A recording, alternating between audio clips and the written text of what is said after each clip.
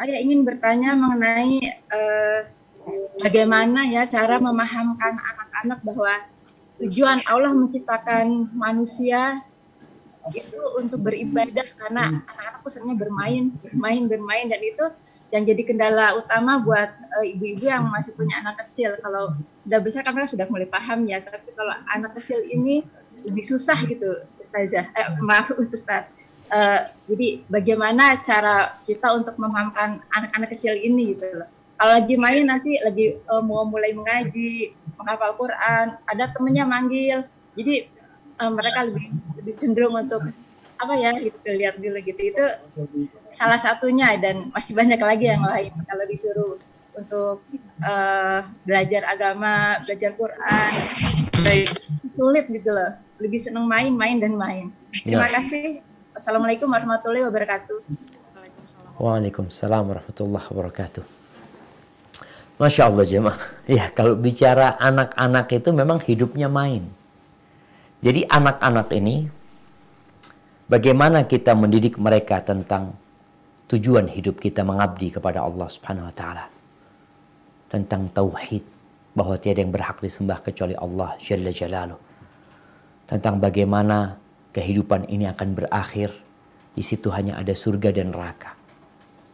Maka orang tua perlu melihat anak-anak itu ketika di bawah 7 tahun ya, Rasul SAW menyuruh kita ngajarin anak kita sholat sejak umur 7 tahun. Nyuruh anak sholat mulai umur 7 tahun. Sebelum 7 tahun diajarin. Jadi anak-anak itu kadangkala akalnya belum lengkap. Dia itu kalau masih kecil belum bisa menalar, maka diajari menghafal. Diajarin menghafal, ya udah didikte aja dia. Kasih tahu, ditanya siapa Rabbmu? Allah Azza wa Jalla. Siapa nabimu? Nabi Muhammad SAW. Apa agamamu? Islam. Itu mulai didiktekan kepada dia sehingga dia menghafal. Kemudian ketika dia mulai tambah umurnya ya, keinginan dia masih bermain terus. Maka orang tua memang harus mengkondisikan.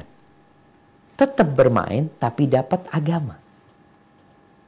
Dia sambil bermain mobil-mobilan umpamanya. Dulu sambil dibacain Quran, sekarang sambil di-setelin Quran. Kasih headset dia, telinganya udah main nggak apa-apa tapi dengerin. Ya udah. Dia bermain, tangannya bermain, tapi alam bawah sadar dia itu merekam apa yang dibacakan kepada dia.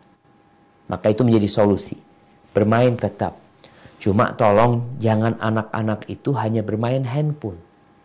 Bermain game. Orang tua ini perlu turun bermain. Kenapa? Karena sohib-sohibnya itu semua pegang handphone. Maka orang tua perlu duduk, main apalah, menggambar, mewarnai, main mobil-mobilan, naik sepeda bareng sama anak. Artinya masa anak-anak itu masa bermain. Sehingga berikan dia hak bermain dia.